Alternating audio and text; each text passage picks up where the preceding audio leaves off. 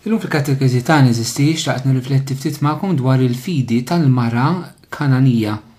Skont dak li jgħidilna San Mattew kapitlu 15 minn vrus 21 sa 28 u hekk jekk għandkom il-Vanġelu qrib tagħkom nistidinkom anke sabiex tfittxuh ħallina u naqra din is-silta intom tkunu tistgħu ssegwu wkoll. San Mattew kapitlu 15 minn vers 21 sa vers 28. Qari mill-Evanġelju skont San Mattew. Ġesu ħareġ minn hemm u telaq lejn Tir u Sidon. U ħarġet waħda mara Kananija minn dawk l-inħawi u qabdet tajjeb u tgħid: Ħenna lija mulej bin David, binti għandha fiha xitan u madura ħafna. Iżda hu ma weġibix kelma.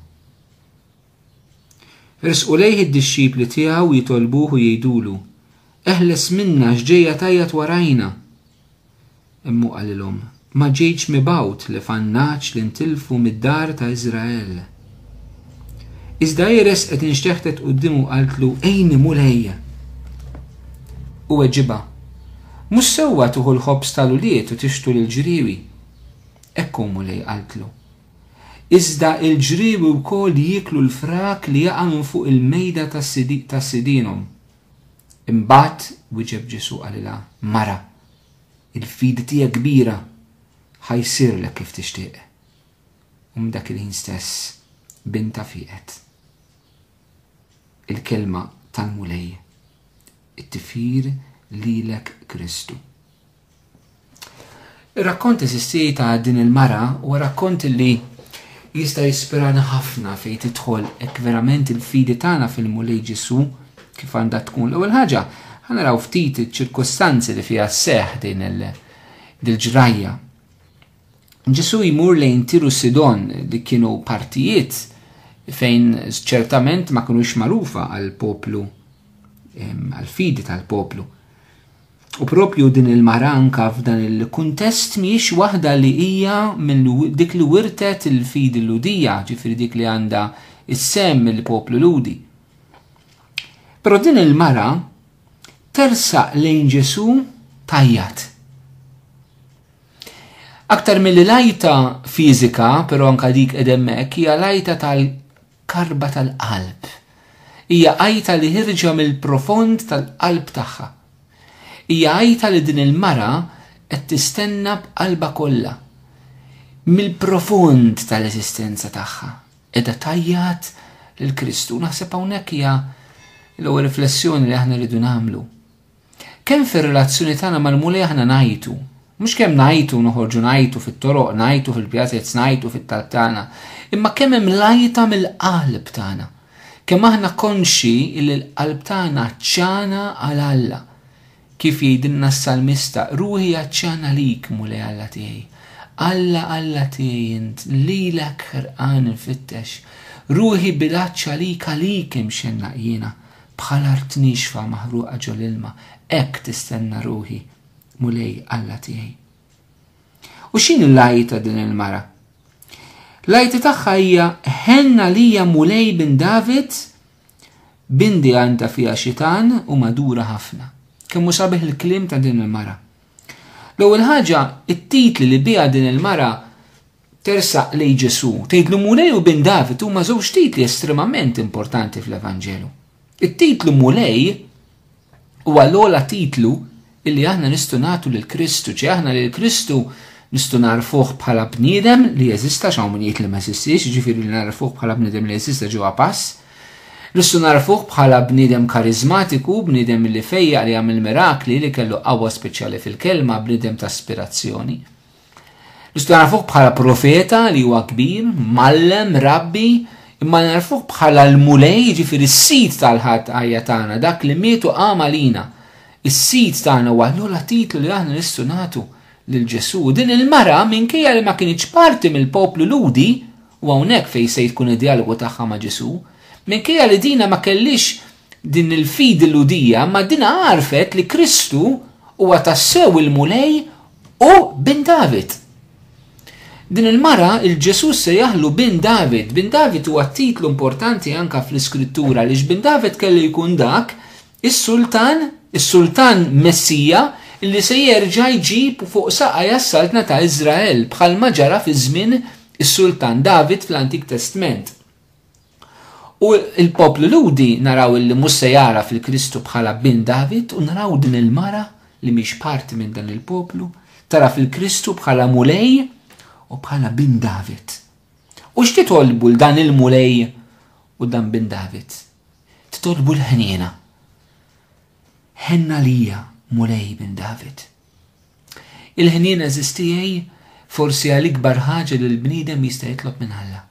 Mulej ikollok ħniena minni. Meta reċentament il-Papa Benedittu 16 ġewwa Fatima konsagra is-saċerdoti lill-qalb ta' Marija, hemmhekk talab il-Marija li s-saċerdoti jkunu apostli tal-ħniena divina. Kif ma jiġinix f'moħħna mill-ewwel il-messaġġ tal-ħniena divina li Ġesu wera l Santa Faustina Kowalska li Ġwanni Pawlu II qabdu ħafna fil-pontifikat tiegħu sal-punt li ħareġ anke enċiklika fuq Alla l-Missier Dives in Misericordia l-għani fil-ħniena li anka fil-ġublew tas-sena 2000 l-ewwel qaddisa kanonizzata tkun Santa Faustina Kowalska. Propju anka sabiex il-Papa Ġwanni Pawlu II jurina bħala l-ħniena l-isem ġdid ta' Alla. Il-ħniena bħala l-wiġġ vera ta' Alla fi Kristu Ġesu. Nitolbu l-mulej ikollu ħniena minna eżistijaj. Jiġifieri nitolbu l-Alla li jitbaxxa l-livell tagħna, li jdawwar wiċċu fuqna, li jkunu li jagħmel xi ħaġa għalina għaliex nifhmu li aħna maħniex kapaċi nagħmluha. Quddiem id-dnub tagħna aħna nintaqgħu ma' l-inkapaċità tagħna. Ntaqgħu mal-fatt li aħna maħniex kapaċi ninqalgħu mid-dnub tagħna. Imma għandna bżonn il-ħniena tiegħu li toħroġna eżistijaj mid-dnub tagħna. Allura raw kien misabiħa. It-talba ta' din il-mara ħenna lija mulej bin David. Battejlu ċirkustanza partikolari tagħha. Binti għandha fiha xitan u madura ħafna. Naħseb it-talba ta' din il-mara tista' tkun it-talba ta' tant ommijiet, ta' tant missirijiet, ta' tant nies li jixtiequ il-ħaddieħor jiskopri l-Kristu. Li hemm ix-xitan illi iżomna madurin ħafna jkissirna ħafna fil-ħajja tagħna illi ma jħallinix nis liberi, ma jħallinix persuni li aħna nistu verament niskopru il-Alla fil-ħajja tagħna. Ikissirna, jorbotna b'diversi modi. Ix-xitan li jamik fid-dnub tiegħek. Ix-xitan li ġelek tiskuża d-dnub tiegħek. Ix-xitan li jamik fil-gideb. Ix-xitan li jamik f'kultura li tgħid li m'għandek bżonn il-Kristu, illi kollox jgħaddi, kollox sewwa, m'hemmx ġnub, m'hemmx ħażen. Ix-xitan li jamik fl-abusija ta' qalbek u fl-abusija ta' rasek li inti tibqa' twebbes qalbek u rasek quddiem il-verità ta' Kristu, quddiem il-verità tal-Vanġelu li inti ma trix taf li tibdel ħajtek, imma li tibqa' toddos ħajtek fil-ħama u fid-dnub.